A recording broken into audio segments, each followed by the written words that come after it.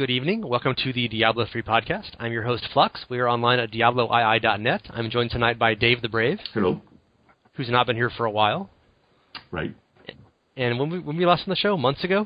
Yeah, couple or 3 months ago. Yeah, it was before season 4 started. Excellent. And of course, each season goes for approximately 2 years, as we know now, so that could have been any time. And our guest of honor, our guest of the evening, is Wolfpaq, who just got back from Blizzcon. Hello. I can still smell the Cheetos on you. Yes.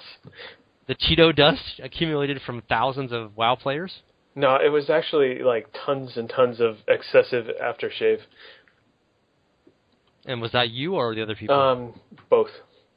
And was that better than what they would have smelled otherwise? Yes. There you go.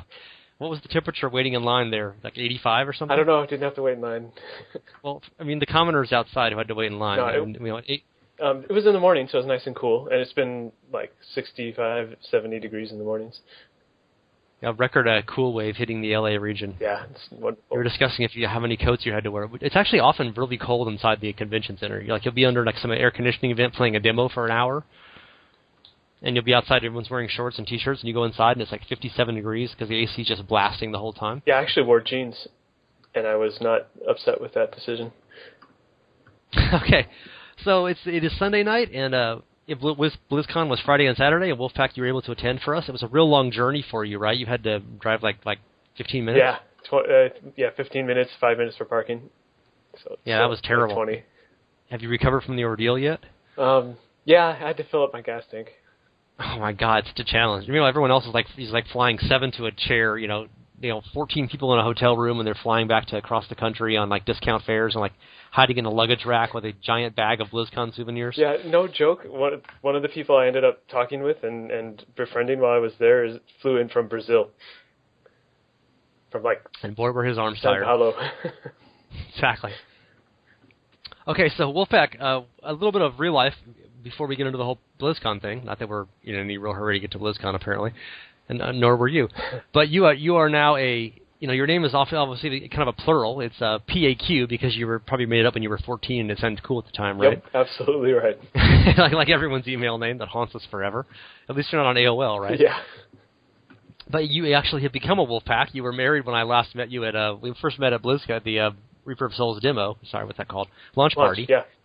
And you've been on the podcast forever, but I met you there and your lovely wife, and you have since added a wolf cub to the family. That's right. June 13th. And I'm going to keep using this pun until we're all completely sick of this stupid metaphor. And is your bitch happy with your new cub? Yeah. Okay, now we're tired of it, right? No, everyone's really happy. It's just not a lot of sleep these days, but... And you just had one, right? Yeah, just one so far.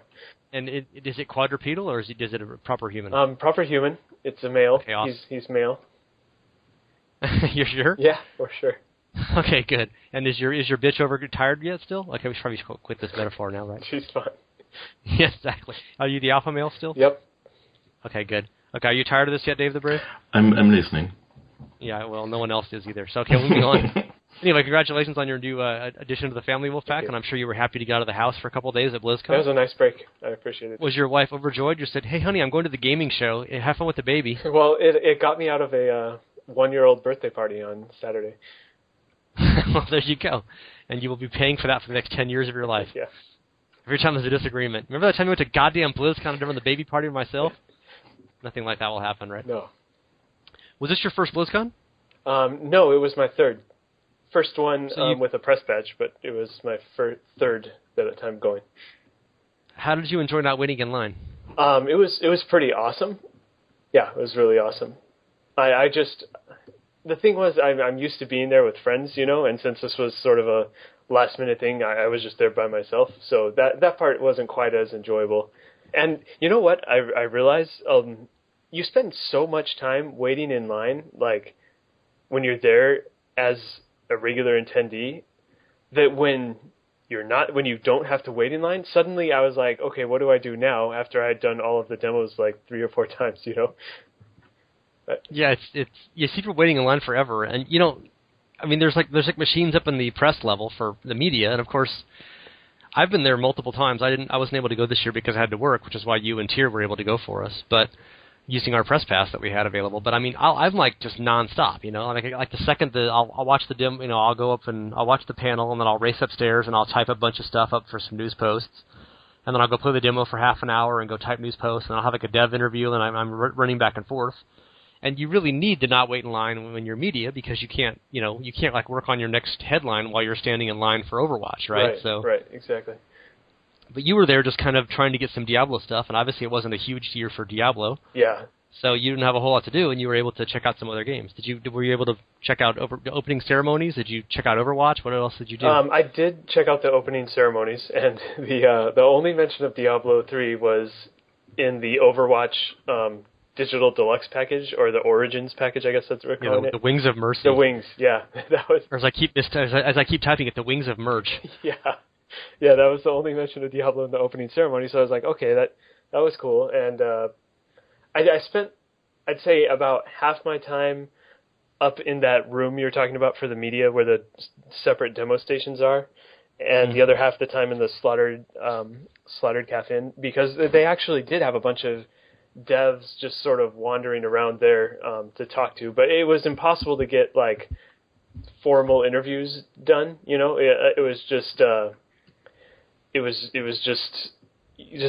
hanging out, basically having a beer, saying hi, and that kind of stuff. So I didn't have a chance to ask my probing questions about bots. I mean, I was talking to like an artist guy, you know, he's not going to have any answers about bots, but it was still pretty cool. And neither would the rest of them, for that matter. But No. were you able to touch Wyatt Chang? No, I did not.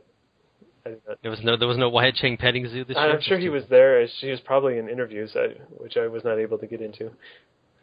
Yeah, have you ever been to BlizzCon, Dave the Brave? No, I was actually planning on going this year, but life got in the way. But I watched the opening ceremony live, and every time they went on to the next game, like my heart broke a little bit more. It's like, no, it's Diablo. No, it's no. You're like, Overwatch. It'll be Diablo will be next, right? Yes. And at the end, you're like, okay, this can't be done. And it's like, okay. So then you're right. Like then, it barely got a mention. And I think it's a bummer, because they could have at least said, hey, we have big Diablo news. Because 2.4 is pretty big, right? It's pretty bunch of cool new stuff, and then they could have at least said... No one's paying money for it, so it's not big news. Yeah, I don't know what to make of it at this point. Overwatch is not going to be a free-to-play game. So that's one of the most surprising piece of news coming out. Yeah, that's true. That was a pretty surprising. The whole audience sort of gasped when they said you can buy Overwatch. I'm not surprised. Like, what? Yeah. I like how the new website is buyoverwatch.com. Mm-hmm. Yeah. It's like you can go to playoverwatch.com, and that just redirects you to buyoverwatch.com. Like I can just, there should be a little gleaming avatar of Bobby's eyes right in the corner, because it's like buyoverwatch.com. Yeah. And it's already available, I think, PlayStation 4 version on Amazon. You can buy like a collector's edition. But it's really surprising. It's a full-price game. And there may be microtransactions. I mean, they haven't mentioned that, and there probably will be, but it's pretty surprising. Yeah, I was asking some friends who were sort of general gaming fans, like, what did you hear about BlizzCon? What was the big news this year? And they were like, is Diablo 3 still a game? I'm like, not kind of. Ask Wolfpaq about that. Yeah. In the broom closet of despair. The Slaughtered Cafe. We were making jokes beforehand. It was like you'd go into like this empty room with like Wyatt Chang playing a harmonica, like sitting on a bucket or something. But you say Wyatt wasn't there, so someone else was playing the harmonica sitting on a bucket. Well, I mean, he may have been there. I didn't see him, though. There's just lots of fans milling around, and were you able to get some conversation and stuff? I mean, did you usually, in the past, they've had like story time with Wyatt. They would just kind of hang out the past years at like there's like a community manager station kind of thing. And like all the community managers, you can see like Lyleria. I ran into Bashiok there last year, which was horrifying for both of us, I can assure you. Mm-hmm. And, there would be like, John Yang or someone or Wyatt would be there, and they had like the whole story time with Wyatt thing last year. We were tweeting some of that stuff, and he would just kind of sit up on the little stage, and there'd be 20 or 30 fans there, and just whoever would ask him a question, he would just, kind of riff on it. Yeah, I think that was the whole idea with the Slaughtered Cafe, is the guys were a lot of the guys were hanging out there at various points. But you couldn't get any good questions in? Were you afraid to talk to them? Were you a fanboy? like they sort of looked at me weird when I was like, "Hey, why is the Diablo place so small?" Yeah, probably wasn't the best way to start off the conversation, no, to be honest. Wolf. I'm new to this. I'll get better. Yeah, I figured like you and Tier might be better than me because I've seen developers, so often at all these events since like 2001 or whatever, since like 1999. Yeah. But I'm just like, they're just nerds who happen to work for Blizzard, and like a lot of the fans are like really super fan sites and they've never been there before and they're like, oh my god, it's developer, what do I do now? Yeah. And I'm like, hey asshole, answer my questions, That's ideal. I thought maybe you guys would be a little more awestruck, but apparently it didn't work out that way. So you've been to BlizzCons before, so you weren't real overwhelmed by like seeing cosplayers or the real people or that kind of stuff. No, I mean a lot of the statues were the same. There was a new Overwatch statue; it was kind of cool. And getting to play, I played Overwatch for a little bit for the first time, and it's fun. It's just it's an FPS, so you got to like that genre to like it, and I don't really. You played? So they had the Diablo 3 demo on some machines up in the press area. They did, but okay. So I went up there and. Both of them were sitting at the Battle.net login screen with like random US 0084 at Blizzard.com, and no one in the room knew the login, and so then someone showed up and typed in the login, and then there were no characters, and so you could start a level 1 character, which is obviously not a good use of your time at BlizzCon, and so then eventually more and more, they were really good at like finding people to talk to other people. Someone came in and got loaded all the Paragon 800 max level with all the items preloaded onto the machine. So then I was finally able to play about around the time that the actual 3:30 to 4:30 panel was starting, and so. So it took them 6 hours to get the machine set up for Diablo 3. It was there was a lot. I mean, you can see where their priorities lie, can't you? And so I played it, and I was actually sending emails instead of watching the panel because I thought it was cool. Like so many new uniques in addition to the sets. I wasn't expecting quite as many new legendary items as they had put in. So. I was jotting all those down on my phone and getting a feel for what each class is going to be able to offer. I didn't realize Invoker was going to become a Crusader set, so that was kind of neat to see that happen. Is that the Thorn one?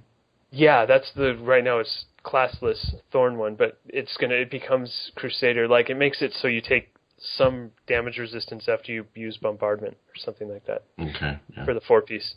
I think I saw Quinn play it, like the monsters were like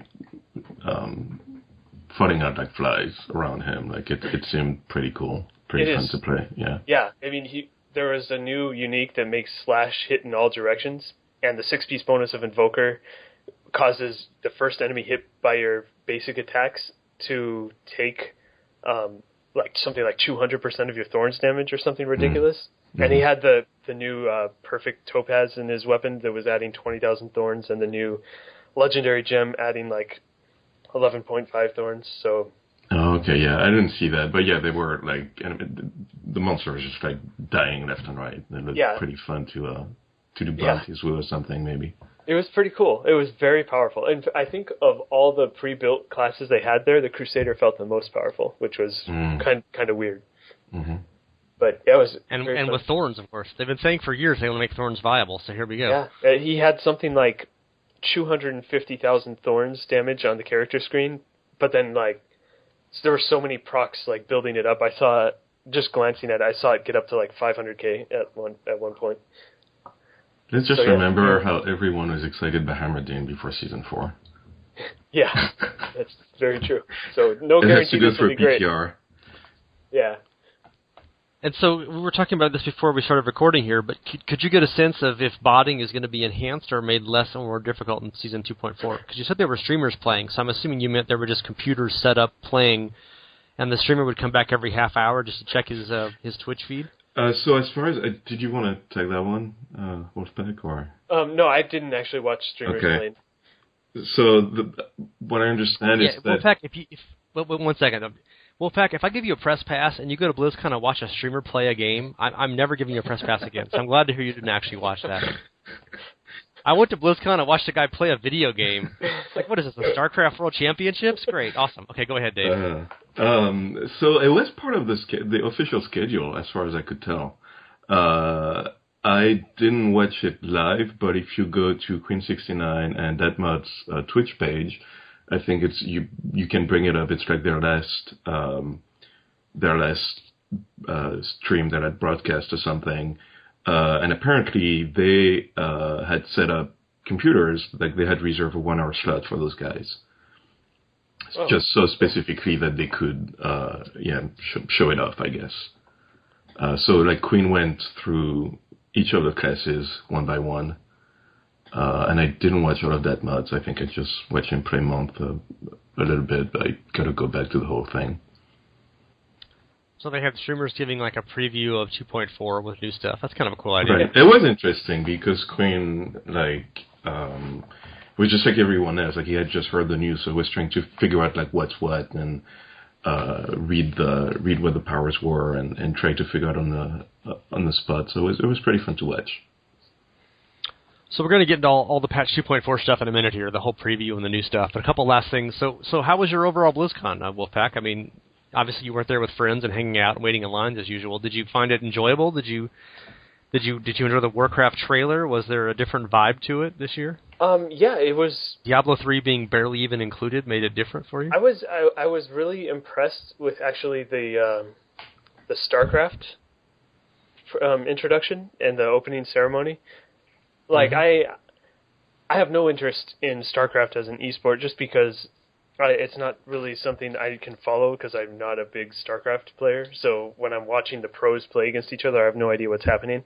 But I was like, well, I told you, dude, you have a family and a job. I warned you. You get a family and a job, you're not going to follow esports anymore. And what did you do, man? Well, but then, like, at the end of that presentation, I was like, oh, man, I got to go check out StarCraft esports. And I was like, wait, what?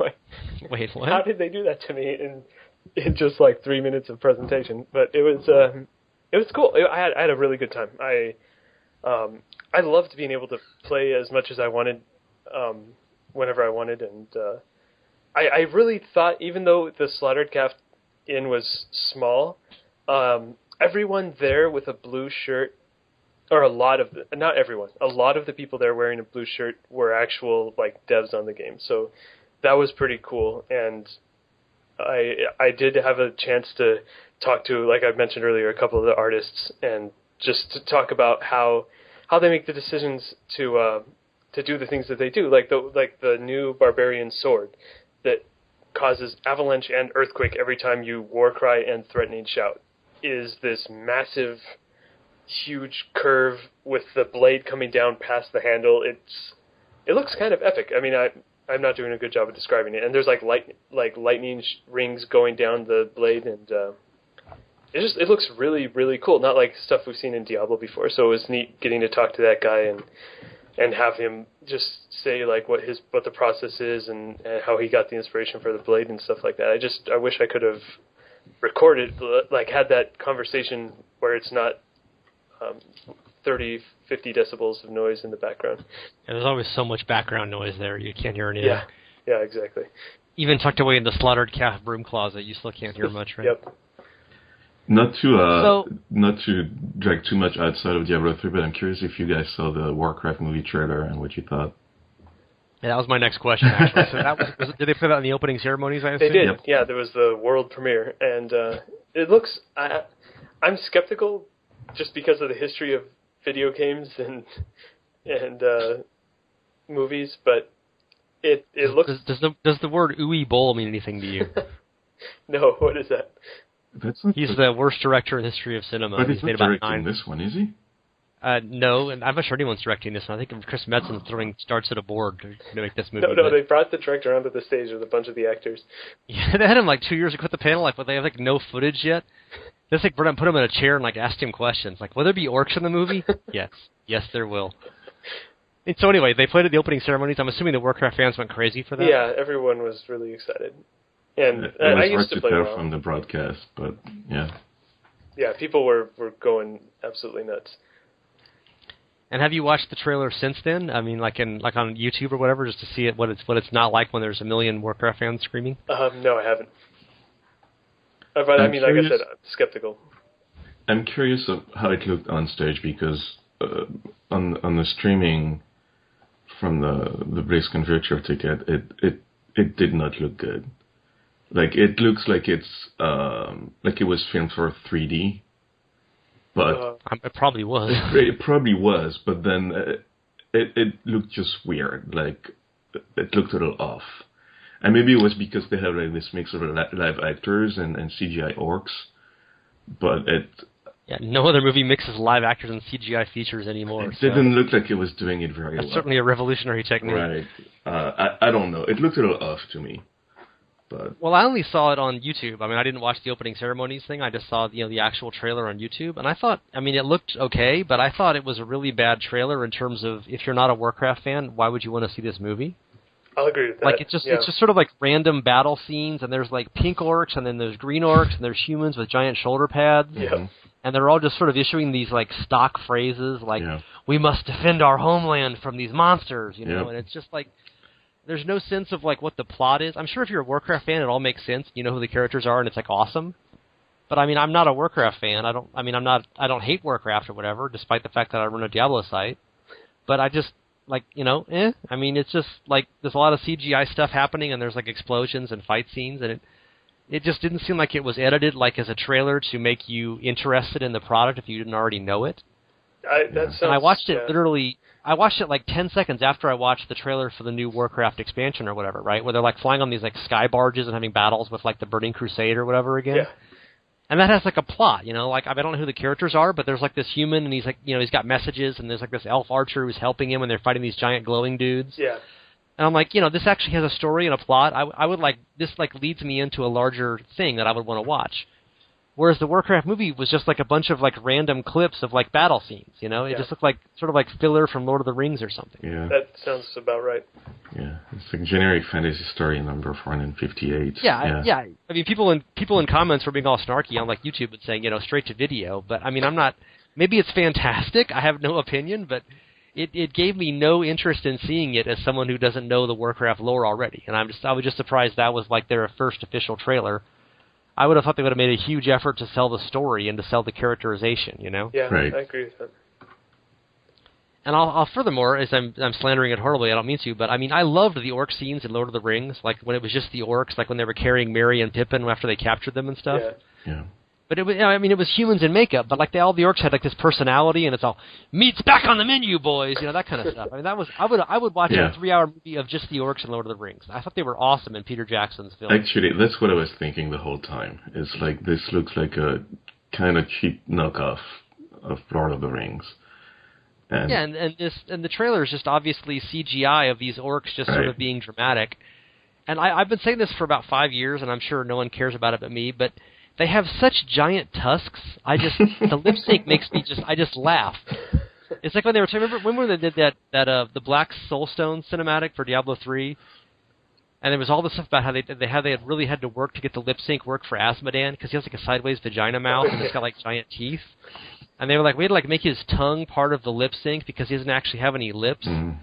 But I just see these orcs and it's like I just like put like 10 popsicle sticks in your mouth and then talk. That's what it looks like. It's like. I think maybe that's the problem, is that when you watch it, it's like you have those cartoonish orcs that are animated like cartoons, and then those live actors next to it. But if you look at the humans in the World of Warcraft game, they're cartoonized, to some extent. They don't look human. But now you have like those. I don't know. It doesn't mesh well, in my opinion. It didn't work very well for me. But of course, we are seeing it on a small screen, and it's just clips. I mean, maybe it'll be wonderful in the movie. I don't want to say it's going to be horrible or anything, but By the way, Wolfpaq, if you hope to go to BlizzCon on our press pass next year, we're not getting one. I can pretty much tell you after the last 5 minutes. So I hope you've enjoyed your fucking trip, dude. 'Cause it's over now. Yeah, I was not counting on this happening many times. But it was really nice. So go to Netflix and buy tickets for Warcraft the movie. It'll be awesome. Next topic. You have good things to say about 2.4. So Yeah, exactly. Well, yeah, that's I guess ascertained. Anyway, final question, Wolfpaq. If the zombie apocalypse began at BlizzCon at the Anaheim Convention Center, A, would you be worried about trying to outrun these zombies? And B, which Blizzard Games fans would you most happily slaughter if they became zombies? Well, You can pick your weapon. I guess I'd be most worried about the WoW fans because they still seem to be the most numerous. But did you realize there's flights of stairs, right? Yeah, no, I wouldn't. You just go up one of those, you're safe from WoW fans. Hopefully, zombies will be slow like they should be, not like 28 days later or something like that, where their zombies are suddenly maniacs running quickly. Or what was that one with? The one where they're World War Z. That's right. Where they're like climbing over each other like really fast, unless you have a cold, in which case they'll run right past you and then you're fine. Yeah. That's a really good book, by the way. I would recommend the book or the audio tapes. The movie had nothing in common with the book, except that there's like a UN guy. Brad Pitt's the UN guy in both. The book was awesome. I read the book. It's very cool. Yeah, I heard the audio of it years ago, and it's all like, it's very like world scope, and it's like all sociology and like culture and stuff. Yeah, and it's the like a bunch just of short stories together. Yeah. Sort of unrelated. Yeah, so Wolfpaq and Flux recommend World War Z, the book, and the movie was pretty crappy. But that was BlizzCon 2015. Yeah, we've gone totally off topic. But you enjoy BlizzCon on the whole, right? I mean, obviously we're kind of picking on some things that are crappy about it, but the vast majority of people line up all day and absolutely love it and wait 2,000 people in line. So no merch for you, right? I mean, you saw the ridiculous lines they were waiting in for that stuff? Yeah, I mean, I'm a fan of Heroes of the Storm, and I liked being able to play the new guys, especially Cho'Gall, the one where two people control one hero in a MOBA that's like unheard of. So being able to play him was quite a treat. And I actually were you the front half or the back half? I was we stood up and switched halfway through our match, but I started just being the assassin half that launches spells and doesn't control movement at all. And then I switched back to the guy who does the movement and auto attacks. And so the guy on the back, or one of the heads is the warrior who controls movement. And one of the three skills you guys have to coordinate, like the warrior throws out a bowling ball and then the assassin can make it explode, kind of thing. It's just a really neat concept because I love Dota and I played a lot of League of Legends, and Heroes of the Storm is now my favorite MOBA over Dota 2 and League of Legends. But it's because of things like this, like really neat hero concepts that the other genres just don't do. And that was quite a treat being able to play as him. If everything you just said was the byproduct of like a heroin hallucination, I would have absolutely no way to prove it. There's like two of us. We flung out a bowling ball and we switch places halfway through. Well, it's not a bowling ball. That could absolutely be complete and total fiction. I would have no idea if it was or wasn't. But it sounds pretty cool though. Yeah, I think it's a bomb, but it's just like a rolling bomb. And if it hits you, it does damage. And I guess there's a talent that makes it roll back to you after it's reached its max range. And then as the assassin on the other head, you could detonate it at any time for some bonus damage. It's a really neat concept. It requires a lot of coordination though between the right head and the left head. So it's going to be interesting to see it in actual games. Yeah, I don't play it, but it was interesting to watch the new stuff. It looks like they're really not afraid to go in different directions, and the trailer for the new heroes was pretty fun as well. Yeah. Oh, and the Dryad is a total throwback to Warcraft 3, which is really cool as well. Gives me hope. I'm surprised Warcraft 3 is far enough back to be a throwback, but time flies. Yeah, it's been like 10 years. More than that, right? I can still remember selling my Warcraft 3 beta to a guy for $100. Oh wait, what? Whoa. That actually happened, by the way. Anyway, so next topic. So we're getting into patch 2.4 now. Yes. That was back when Blizzard would actually send you out discs and stuff for games. Like, remember beta discs? Like 1,000 people in the world that had them, and you couldn't just download it. Yeah. Anyway, So patch 2.4, obviously you got to play a little bit of this at BlizzCon, Wolfpaq, and it is now available next week. It's going to be on the VTR, I guess this week almost. By the time you guys hear this, it will be this week. And lots of new stuff. I can just kind of run down some of the patch preview things. I'm not sure we'll get to everything here because I'm trying to record another podcast later this week with your... you didn't meet Tyr there, by the way, did you, Wolfpaq? No. It was just you by yourself? Yeah, I didn't run into him. I didn't give you guys contact to each other anyway, so how would you have it? Maybe you saw him in the press room and never knew it. It's possible we were sitting next to each other playing Diablo. Maybe he was controlling the bowling ball for all you know. So some of the stuff in the new patch. I mean, not going into super detail on all these, but new zones. It looks like they've got some more unused artwork that they never kind of used before, and they've kind of fed it into their randomizing machine. Yeah. We're going to get like a randomized area of the Skeleton King's castle and some other stuff. Yep.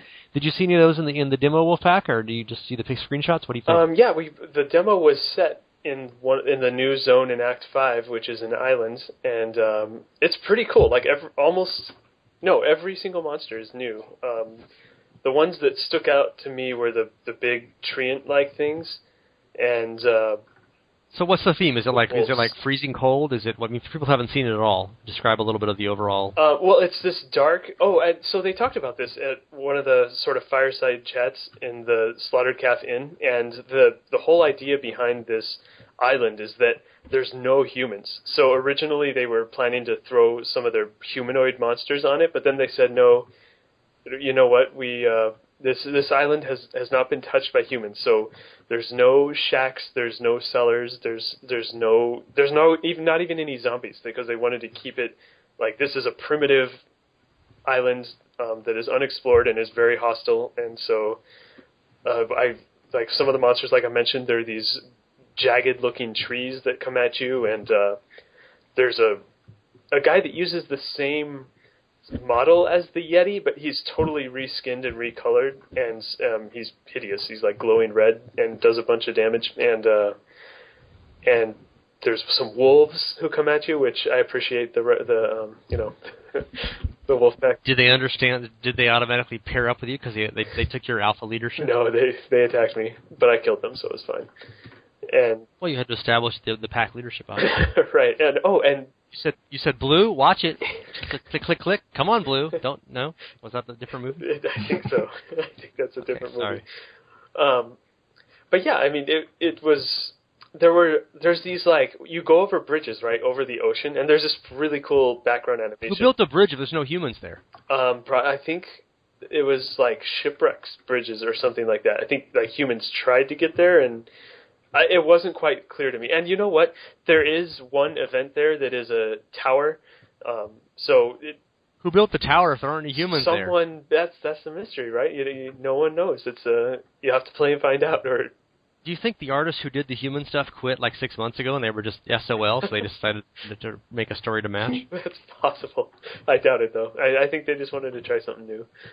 And but anyways, you go over these bridges or shipwrecks or whatever they are over the ocean with a really cool wave crashing animation in the background, and then these water serpent heads like fly out of the water and they fling these like weird crab creatures that have skulls on their butts at you, and they actually made a point to point that out in the little fireside chat they had about the island. The crab creatures have skulls on their butts? Yeah, but yeah, it's really neat. It's a really neat theme. It's huge. The map itself is enormous, as are a lot of the Act 5 maps, you know. As are the crabs on your butt. No. And so, yeah. So it's like all Act 5 maps where you play it once and it's gigantic, and then you never visit it again, and you hate it when you get into Rift. You'll go back for bounties, probably. And well, it is huge, but it's also it's not linear. So it's like maybe like the desert in Act 2, in the sense, which is one of my favorite Rift maps because of how many monsters can be on it. It's one of the faster rifts, right? The I can't remember the name of the desert that has the Vault of the Assassin. You guys remember? The desolate sand. Desolate sand. Yeah, so desolate waste. It's similar to that in the sense it's just big, wide open, but when you get to certain edges of it, you suddenly can narrow down and become a bridge. So if the density is good, it could be a really cool rift map, I think. Would you like to ask a question or make a sarcastic remark, Dave? No, No, I was just gonna say actually that from what I saw, it looks really good. It's like when we saw the ruins of Secheron, it's pretty cool. They're making entirely new stuff, and it looks good. Like it doesn't look like any of the stuff that's in Diablo 3 so far. It's a different style, different palette. It's pretty cool. Yeah, I agree with that. I was a little surprised. You mentioned there were still lots of artists, Wolfpaq, and obviously this area's got new art, and you said you met a lot of them in the Slaughtered Calf Broom Closet. Yeah. So, that was one of the people of course, we were all hoping and wondering if we were going to get a Diablo 3 expansion at BlizzCon. Obviously that didn't happen, and people were kind of thinking maybe there's like 5 people still on this team. No. And they're just like repurposing, obviously you can, like most of the last few patches have basically been mods, where you just kind of change the figures in the Excel spreadsheets and you make a new set work. You don't actually need graphics for that. But now we're getting tons of graphics, and it's like, do you think that this was going to be part of the expansion and they've repurposed it into the game itself, or what do you think? Do you get any sense of what's going on with the game in the larger sense? I don't think this was going to be part of the expansion. Like when they were going over like the history of the zone, they made it pretty clear, unless they were repurposing it for that demonstration too. It seemed like they designed this zone from the ground up as something they wanted to put into Act 5 and not something that was going to be part of the expansion, and they changed their mind. So were they going to do an expansion, and once they decided not to do a second expansion, they said, what else can we crank out for content? Hey, we've got a bunch of half-finished Act 5 zones that never got in the game. Let's just flesh those out? Well, I don't think we should give up on the second expansion happening. I just guess it's not yet. Because to be fair, this year is pretty wild for them, right? With all the stuff they're releasing, they've got to spread out their income a little bit. So I'm guessing it's going to be a next year kind of thing. We can only speculate, right? Because we don't have any inside information. But it's like they can't keep giving out free content forever. Obviously, at some point, that's got to stop, right? So and that's a lot of work, like what they've been doing in 2.3 and now what they're adding to 2.4. Like as you say, Flux, like the new sets and new numbers and whatnot, you can just change some numbers, but all that new art and new animation and all that stuff, like that's not free. So who knows? Well, we were thinking we would get the stash for cash like they have in China now, where you can buy additional stash space and buy extra blood shards, drop rate and stuff. Nope, the stash but of course, we're getting stash for free in the seasonal journey in the next patch, in the patch 2.4. So, anyway, that's a later topic, kind of going in order here. So, revamped set items and new legendaries. You said there were tons of legendaries in the demo you played, Wolfpaq, and you were able to see some of the revamped sets as well. Yeah. It was. You sent me a bunch of emails on that. I'm going to try to get those put together in a post tonight. We can put that all up. So, I played the Demon Hunter first because that's the class I have played the most and the one I enjoy the most. And good call. That's why I gave you a press pass. There's a lot of them. Like so the set Shadows Mental. Can we talk about that set, or do you want to save the new sets for later too? Sure, go ahead. We're talking about new sets right now. Okay. And that one gives you like Impale and stuff. Yeah. So the Chew piece. When you're equipping a melee weapon, all damage increased 1,000%. And then the Shadow Power, the 4-piece is Shadow Power gains all runes and lasts forever, which is kind of incredible. And then the 6-piece is Impale deals 40,000% additional weapon damage to the first target hit, which stacks really, really well with the extra crit damage you can get on it, right? So for single targets, its Impale is going to be a monster for killing, and to support that, there's a belt that gives you a free vault for 2 seconds after you use Impale, and there was a weapon that they had in the Kunai Cube, so I couldn't tell what kind of weapon it was, but it makes Impale return 15 hatred if it hits an enemy that already has been impaled. So you get the sense that this is your boss killing skill, because I think it only costs 20 hatred total, so it's refunding 75% of the cost when you hit a monster repeatedly with it. And so it seems to me like this is going to be one of the fastest, Demon Hunter's going to become one of the fastest Rift Guardian killers in the game with that 40,000 weapon damage. Is it hard to do it with 2 players when the other guy's controlling where the arrow, where the sword goes after you throw it? That was a different game. That was a different game. Yeah. Oh, sorry. Okay, go ahead. So yeah, that was pretty cool. They addressed the Demon Hunter survivability with I think it was a ring that gives you 60% damage reduction for 8 seconds after you vault. So you cast Impale, you vault, and then you have a free what are those? A free Unity basically, or better than Unity for 8 seconds, which is exactly what we needed. And then if you've got permanent shadow power, that's another 35% damage reduction. So I think Demon Hunter is going to be in really great shape. And it's like a melee kind of Demon Hunter now, so you need damage reduction. Yeah, and I mean you can get the 4-piece shadow power with 3 but you really have to go melee Demon Hunter to get the damage reduction. But it works out pretty well. And then the other aspect was the dagger that the Demon Hunter actually had equipped increases Fan of Knives damage by 256% every second, up to like 50 times or something like that you don't use it. So Fan of Knives actually becomes a higher damage dealer than Impale, if you can believe it, but it obviously can't be spammed to get the most out of that. That is kind of interesting, because we've always wanted... I always assumed when they finally made a Fan of Knives build, it would be something that removed the cooldown. So they've gone the exact opposite direction. Yeah, well, we have like the cooldown is even longer, but the damage is higher. Yeah, we have a rune, don't we, that does that already, or no? I can't remember. I haven't played this game in like 3 months, man. I don't know anything anymore. I'm pretty sure there's a Fan of Knives rune that makes it cost hatred right now, and removes the cooldown. That sounds pretty cool. I wish I could play this game. I have 2 jobs and I work 7 days a week. I don't know what the hell's happening. And you have a new baby, so really Dave the Brave should be carrying us here, to be honest. What does the Fan of Knives rune do, Dave? I don't know, because that's okay, you're what off I'm playing right now.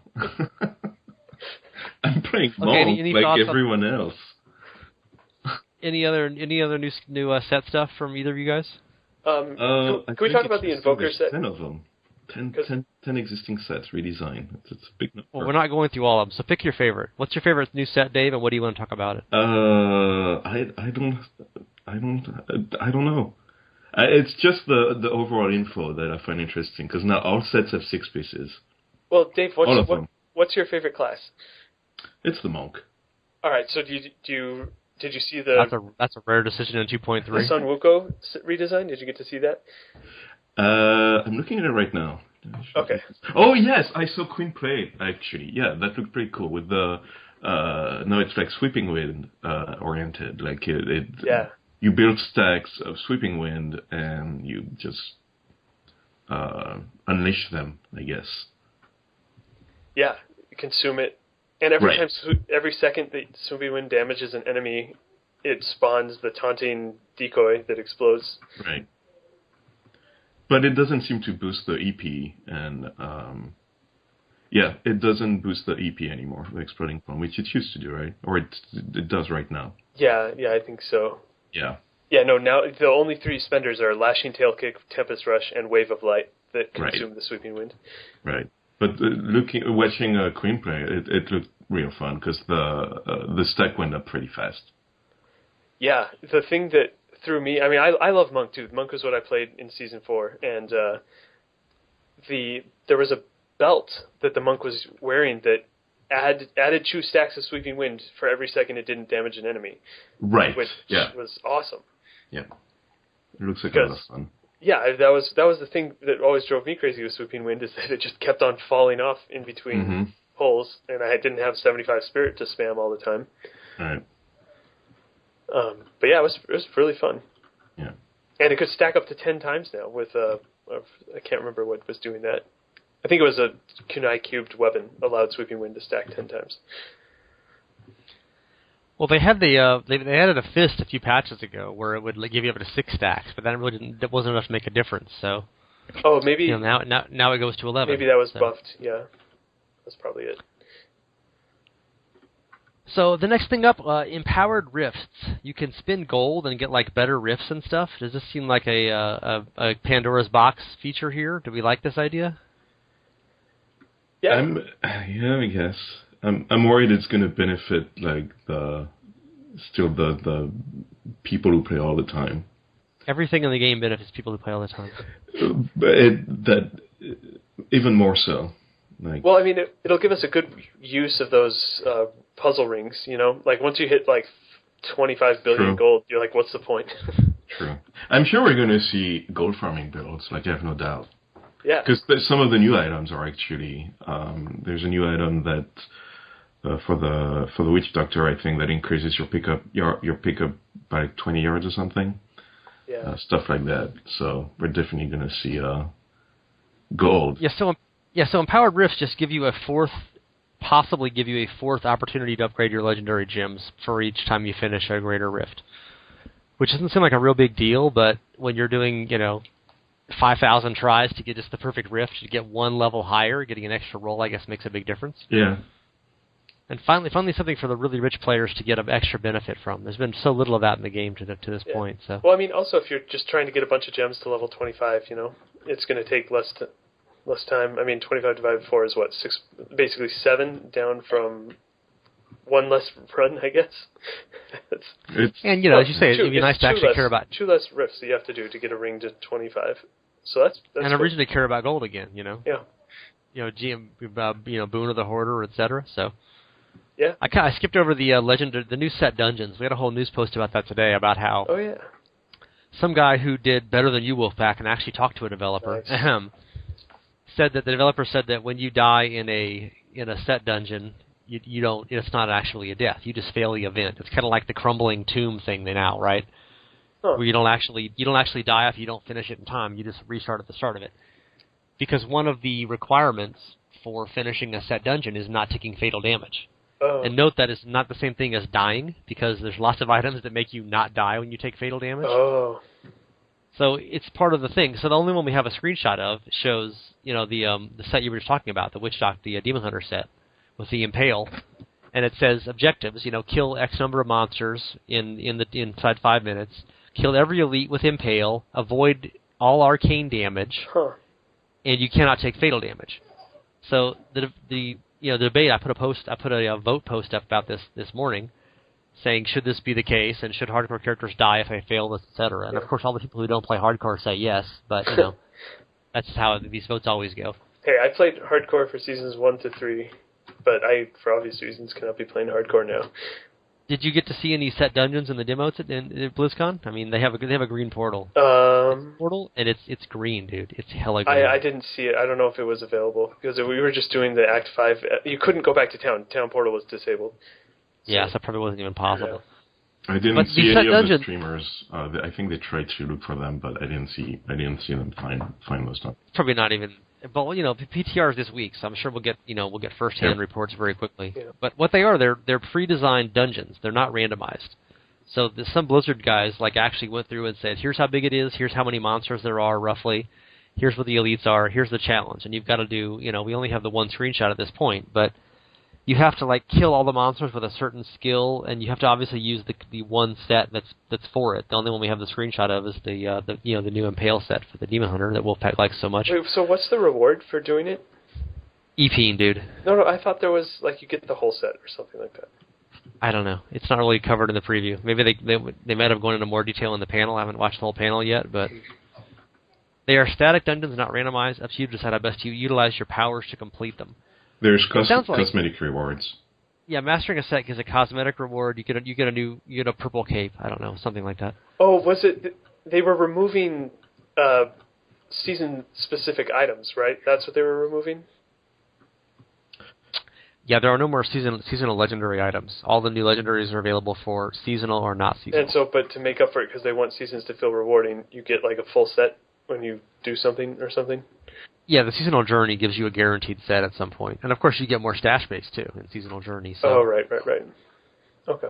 So I kind of wonder what happens when the season ends, but let's not go there. Yeah, you must eliminate 5 stash tabs now. Have fun. I think the idea that you can use your same character and restart it in a season is a really good idea. You're getting ahead of my talking points here, Dave. Oh, sorry. Go ahead. Sorry. But just on sets, so obviously the whole point of the game to this point has been massive, randomization. I mean, you were bitching about that a minute ago, Wolfpaq, about how you've got to do 500. That was one of your questions for the devs, right? Yeah. Why do I have to keep creating new rifts until I get one of just the ideal tile set to have any chance of getting a record time. Yeah. And so now they've made these set rifts, set dungeons, which really should be called set rifts in my opinion, but they're pre-designed and they're a challenge to do, and you're supposed to find all these sets, and then you have to complete the dungeon for each set, and you get special bonuses when you finish them all. Yeah. All 24, because what else you have to do with the next 4 months of your life, right? Yeah. That's crazy. But, that's a nice lot of stuff to do. That's a lot of stuff. Yeah, I won't be doing that, to be perfectly honest. But it's nice that they've actually put some, instead of just randomization and whatever, these are like actual set challenges. Yeah. You see what I did there? Set challenges? It's cool. And, yeah, I wonder how, if you look at the screenshot, obviously things might change during the PTR and stuff, but there's no difficulty listed on it. There's no difficulty level listed on the screenshot, like in the top right corner. So I'm just wondering, how do they balance this? Because, we're all familiar with how wildly your power can scale up when you get some better gear, right? Yeah. Like T3 is hard and suddenly T10 is easy when you get a couple of new items. Mm-hmm. So how do they balance these things if they don't scale up? Is it impossible until you're at T8 and then it becomes easy once you're at T10? It's hard to imagine how that's going to work, but I guess we'll find out soon enough. Yeah. But do you guys like the general idea of custom, preset dungeons? And there's going to be one of them is much easier than the rest, and people will be bitching how come it's so easy to do the barbarian Wrath of the Waste set? How come the Witch Doctor this set is so hard? How come Veers is too hard? Yeah. It seems how do they balance 24 different dungeons that are all pre-created and make them fairly even? Yeah. It's Meanwhile, leg is not fixed. Wolfpaq's we're screwed. I'm sure they'll standardize it to a certain torment level for each one.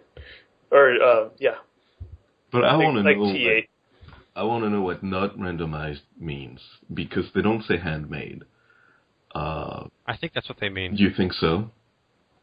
Why didn't they use that word? Because that's what not randomized means. Yeah, I don't know. I want to. I think their point is that it's not randomized. Maybe there's a few different. I doubt every monster is hand placed, right? But 24 dungeons, that's a lot of stuff. That's a lot of content. To do 24 rift-sized dungeons by hand, that's, I don't know. Well, it depends on how big it is, right? Yeah. Well, PTR this week. We'll find out soon enough. Yeah. Maybe there's an arcane sentry at the very entrance, and you just die. Exactly. So you mentioned new legendaries, Wolfpaq. There's tons of those. The revised buff UI is something people have been complaining about forever, and we had a couple of votes about this. Why they're only, why can you only see 4, 6, or 8 of your buffs? They've added them over time.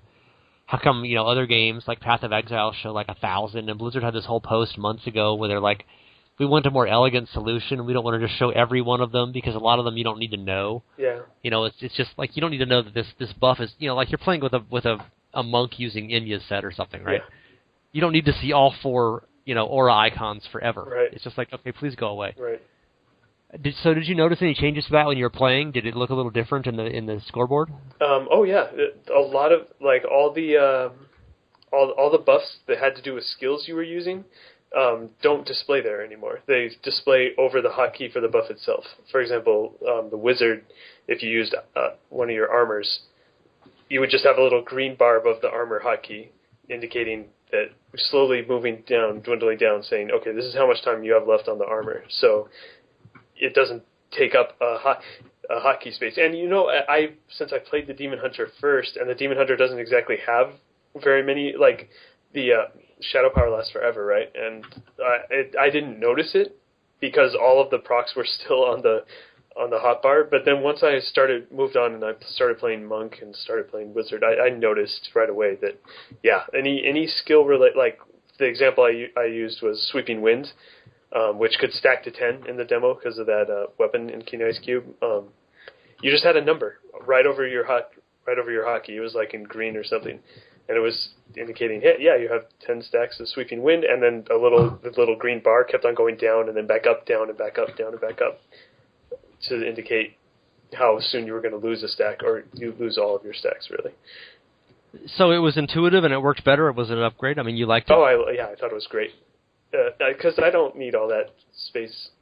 But I'm a little bit concerned for classes that have a lot of procs going on with item based, because it was still filling up for me on my Demon Hunter, and so I don't know if it's the perfect solution or not, but it's definitely a huge improvement. That's for sure. I'm not actually sure what you're going to see for Ina's set monk with all of your... I think it's all collapsed into one. Like, all your buffs coming from other players, I may be wrong, but I think they take up one space of, where they were before, but then if you click or hover over them, then they expand, to show like all the mantras, for example. I think that's how it works. Okay. It was also that was something funny about the Diablo demo. Once you selected which class you wanted to play, your options were single player or multiplayer, but if you clicked the multiplayer button, it crashed. Or it didn't crash, it just awesome. It just waiting to create game, and there was nothing you could do to stop it from waiting to create the game. So that might have been an artifact of you playing it in the press area. It might have been. Yeah, I didn't try it. Whereas on the show floor, they probably had the machines networked and not so much in the press area. Yeah, that's almost definitely the case. Because then when I first walked in on Friday morning, I immediately walked to the Slaughter Cafe and started playing, and it was super smooth. And then I afterwards walked up to the press area and tried to play, and that was when the non-stop series of issues. And you were level 1, yes. Yeah, I was level 1, and then waiting to create game forever. And that's happened in the past on other games too. There'll be all these demo machines in the press area, and just like they're not working or they're not turned on yet, or they don't. I mean, last year you couldn't get in the press area until like 1 p.m. on opening day. Oh wow! Because they wouldn't let anybody in there until after the opening ceremonies. Oh. Because they didn't want you to be able to get the press discs and do anything in advance. Yeah, no, so. That's true. Actually, that was the same this time. You couldn't go until afterwards, after the opening ceremony. And years ago, you could go in, like, I would go there, like, the first thing, because, I was, like, my hotel had horrible Wi-Fi, so I would just go to there and start posting news updates and stuff, Yeah. And seeing what was going on and what info had leaked, and, what was, there's always some leak before the show with, like, new info comes out. Yeah. But then last year, I was like, I couldn't go in there until 1 o'clock, and there was, like, some surly security guard just staring at you, like, you can't come in here. Yeah, I get the feeling they find security guards, they're all like Luddites. Like, they don't even know what computers are. Well, the events guy, so I made the same mistake. I walked on up there, and the events guy was like, oh, yeah, go ahead, hop on back. And so I walked into the press room where there were only Blizzard employees setting up, and it was a girl with bright pink hair who told me I had to leave. So... Well, at least it was a Blizzard employee. Usually it's the Anaheim Convention Center guards who are like minimum wage security guards, and they don't cotton to your fancy computer bullshit. And they're like, "Why are you white people here? I don't know what you're doing, and you confuse me. Get out." And they like toss you your shit and steal your granola bars. They were the guards were all really nice. It seemed like. Well, you look like a nice boy, so it's probably not. Probably. So the next thing on the patch review is more stash base, and we were all expecting this to be like $5 per tab, and that's how like they're funding the game in China these days. Yeah.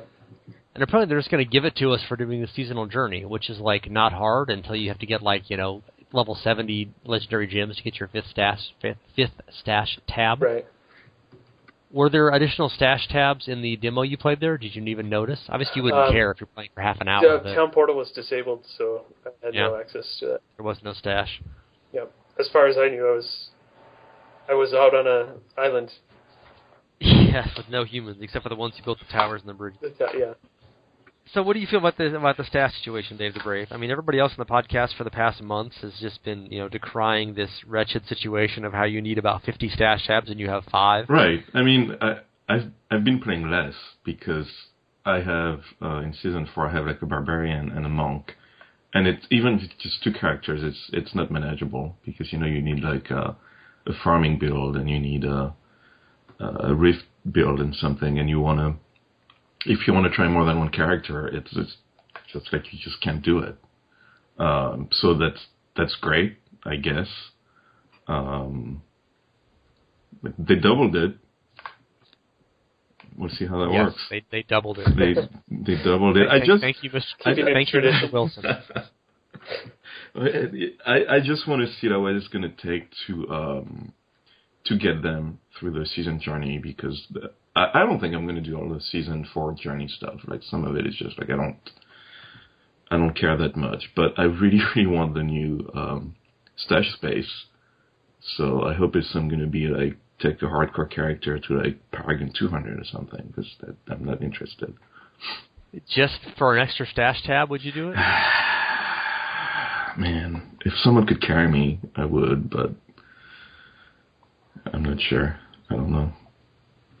The feature that I really wanted, maybe even more than, well, maybe not more than stash space, but I was really hoping for like a one-click build kind of feature, because it's crazy to me that Diablo 3 doesn't have that yet. Related to what I was saying about having different builds for different characters.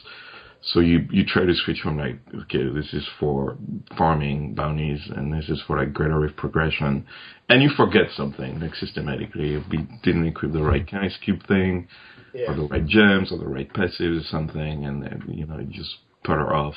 And you're in a greater rift level 60, and exactly, it's not going well. You realize you have the wrong legendary gem and you're screwed. Yeah. Yeah, people have asked for that forever, but that's the thing for, obviously, with dueling, you get that in a lot of games. World of Warcraft has the whole specs thing. Right. You just have like a totally different build for dueling. And people say, why can't we have this in Diablo 3? And they say, because all the UI programmers are working on Hearthstone. So that's pretty much the reason we can't have nice things. I mean, I think it was Muggs on the podcast a couple of weeks ago, and he's like, he has like 4 monks this season. He's like, it's just too much trouble to switch between them, so I just made 4 different monks. Oh, yeah. Yep. It's just too much trouble to switch all the gear around each time, so it's easier just to make a whole new character and just play that character. I considered your Paragon points are shared, so who cares, right? Yep. Yep. The only thing that sucks is if you have like one really godly piece of gear that needs to be on all 4. Right. Yes. Plus, you need to re-level your gems. So, as part of that, it would be nice if they put in the same UI system for legendary gems that they have for the Canex Cube. You just equip them once. Yeah, account-wide. Account-wide, yeah, exactly. I was kind of surprised that wasn't in the patch, actually. There was a lot of speculation that would actually be in the patch. Yep. It's been a big request for a while, but... Yeah.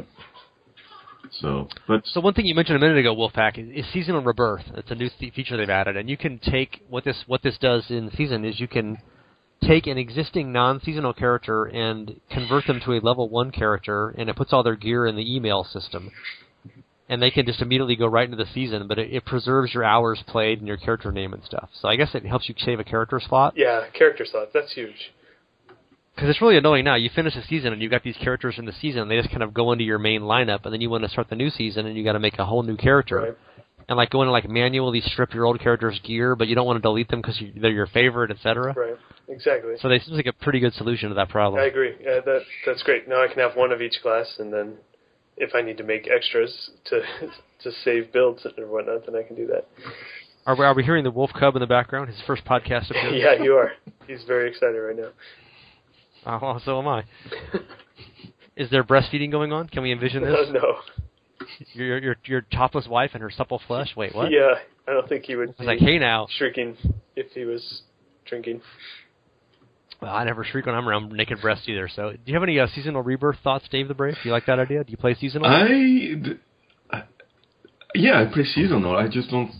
it's great, I guess, but I've never heard anyone or any discussion about requests for that kind of feature, so it puzzles me a little bit, but I guess, Wolfpaq is saying, oh, that's great, then it's great, but it's not something that I don't think I'm going to be using. I haven't really thought about it myself, but I was only playing seasonal, season 1, 2, and 3. I really haven't had time to play season 4 any. It's pretty sad. I think a level 47 Demon Hunter from 3 months ago. It's pathetic. But I would just end up deleting my old characters, and you just save some of the gear, and you're going to find better stuff in the next season. So I guess it makes sense that way. It seems like an easy thing. Yeah, I'd like to play a lot of the characters, so it's going to be a huge deal for me. I don't know. At the end Have of either of you guys played? Yeah, so sorry, go ahead. Go ahead, dude.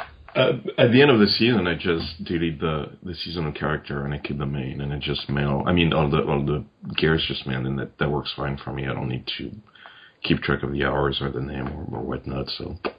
Also, I play hardcore and softcore, or at least I played hardcore before, so I don't want to delete my hardcore characters, So I've got until they're dead. Right. So have you guys played much of the console? Because that's one of the other cool features in the patch is the console has these like much improved like destruction bonuses and kill streak bonuses and other stuff that they all kind of add up together, and you got like these multiple flashing level up things going on at once. And they're awesome. And that's a whole thing coming into the PC. So have you played the console and seen that? And do you anticipate it being in Season 4, Season 5? Yep. It's great. It's really fun because you have this little what you call it, little fire thing that goes down the screen, and you have to kill another monster before it goes off, and so you see the ticker, go up, and it's very easy to get caught in it, and it's like, okay, let's try to work at how many monsters can I kill in one go, and you're always trying to best yourself. So it's a really fun feature. I'm happy it's coming to the PC. Yeah, I found myself in the demo thinking, oh crap, I need to go find another monster. Hurry.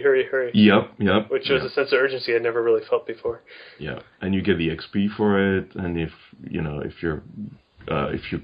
you destroy different objects, then you get a speed bonus. Like it's actually like it rewards you. It's not just like a number, like you killed so many monsters. Like you get the XP bonus or different kinds of bonuses in games. So it's super fun.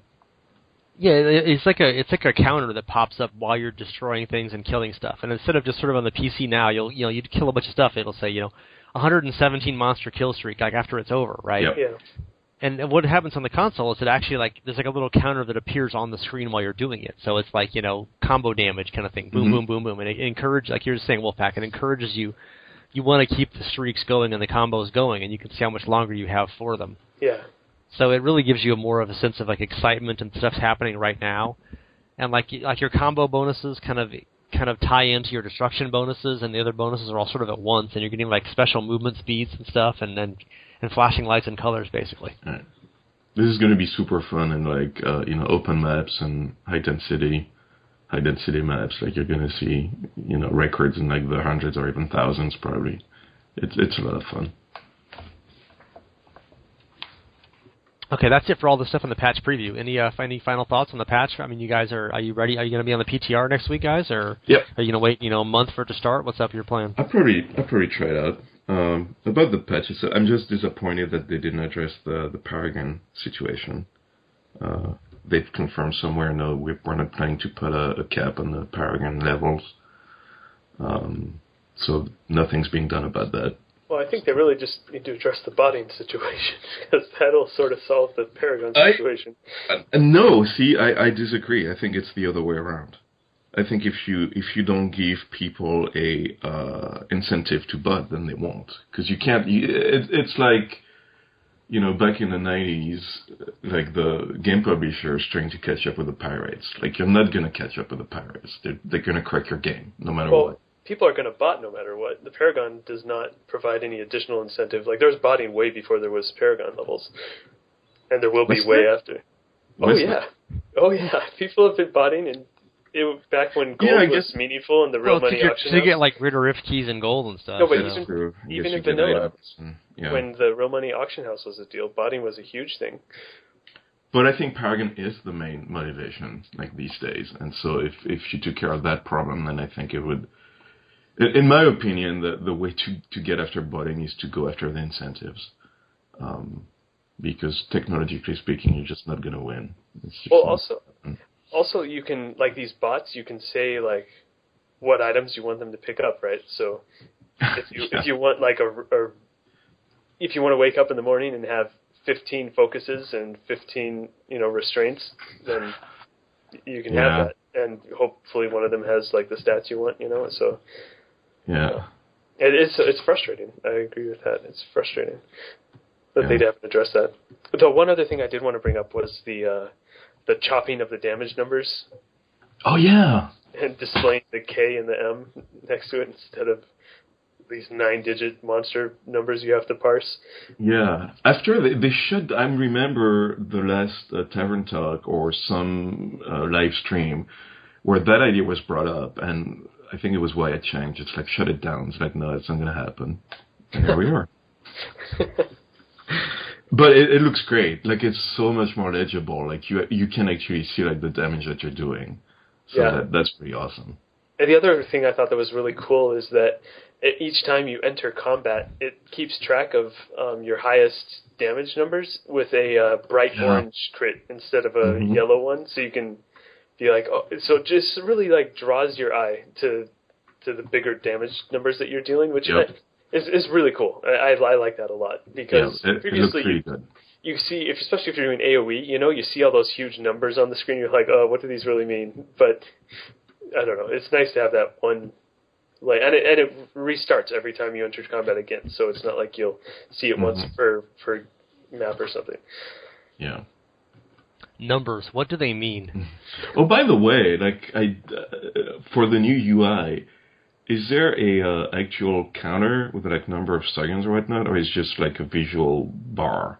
Because I didn't see any like actual countdown with numbers, just the visual indicator. Honestly, I can't remember. I just remember thinking, oh, I got to find that next mob. So whatever it is, it's effective. Okay, all right. I'll take your word for it, Wolfpaq. Yeah, I think the timer would be more useful because when you're playing and you're focusing your character who's in the middle of the screen, then your eyes go down to see those those buffs and those UI, and so you're going to see like a green bar that's maybe like halfway down, and maybe you know the game really well, so you know the halfway down means like, I don't know, you've got 1 or 2 seconds left or whatever. But I don't know that. I don't know all that. How long each of the powers last. So if I see in the corner of my eyes that the bar is like halfway down, I don't really know what that means in terms of like time left. Right.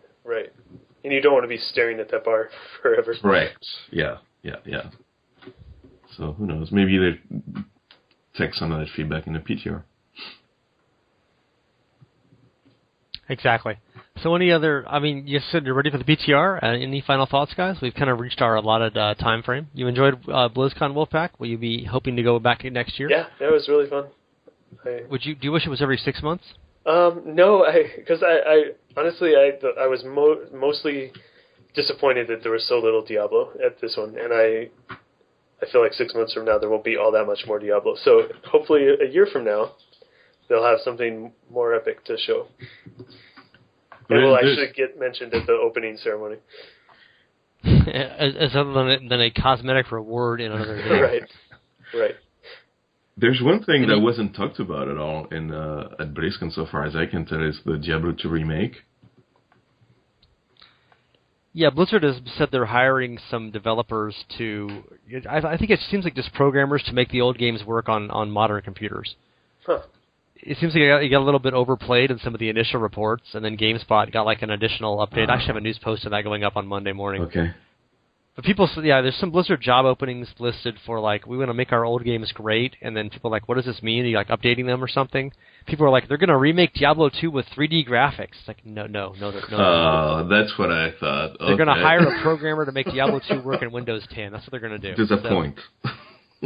Yeah, so they're just getting programmers to make, like, if you try to play Diablo 1 today, it's unplayable. Okay. First of all, you need a CD to play it, and lots of computers don't even have, CD drives anymore. I have a laptop without a CD drive. Yeah. And, there's no way to play Diablo 1 on it unless you, pirate it, literally. I have 3 Diablo 1 CDs, and I cannot play the game, so... Wow. I don't even know if Diablo 1's on the list, but they're trying to get, at least some of the other older games. They're trying to update the technology for, new versions of Windows and stuff that you can't even play it on anymore, so... Yeah, they are not remaking Diablo 2 in 3D graphics. Okay. Well, that's kind of good news, actually, because the art director opening from a few months ago, then I got worried that that's what it was for. It's like remake Diablo 2 with, nice-looking graphics. So hopefully it's still Diablo 4. You can always hope, but I don't think that's going to happen. So. Yeah. Okay, so you've been listening to the Diablo 3 podcast. We are online at Diablo II.net. Thanks, Wolfpaq, for heading to BlizzCon and bringing us back some useful information. I'm sorry you were too afraid to talk to any of the developers. Maybe next year. Yeah. Once you have some more kids, you'll get your nerves up. Or just not care because no sleep. Making more babies tonight, or is that going to be later on this month? No, you have to wait longer than that. That's what I've been told. Okay, next topic. Thanks for your time. Also, Dave the Brave, good of you to join us in turning off your air conditioning unit for the duration of the show. You're welcome. And hopefully we'll be posting another podcast later this week. Tyr was also there, another podcast guest. and he was at the show as well, and he and Wolfpaq had like hot gay sex in a bathroom somewhere, but they're not going to tell us about it. Okay, probably not, no. And maybe he has some other observations from first-hand stuff. Maybe he was able to talk to some of the devs. Probably not. They were very closed-mouthed. And and Monstrous was also there. He was going to be getting one of our press passes, and then discovered he was actually on the press pass list and didn't even know about it. So, Nice. So yeah, so maybe later this week a little more BlizzCon stuff, and hopefully with some more conversation about like cosplayers and Cheeto stains and crappy Warcraft trailers. Oh, speaking of Warcraft, I looked it up. Warcraft 3 was released in 2002, July. Oh, wow. Oh my god. So, yeah, 13 years ago. Wow. I was still getting carded for alcohol sales at that point. How long ago it was. But now I just work in a winery and get all the free beer I want, wine I want. Okay. Nice. You've been listening to the podcast? Blah, blah, blah. Moo. If you'd gone into the Slaughtered Calf Inn and just said, moo, what would have happened, Wolfpaq? Would they have answered? I mean, if I was making eye contact with them, Well, I always do when I go into a bar and moo.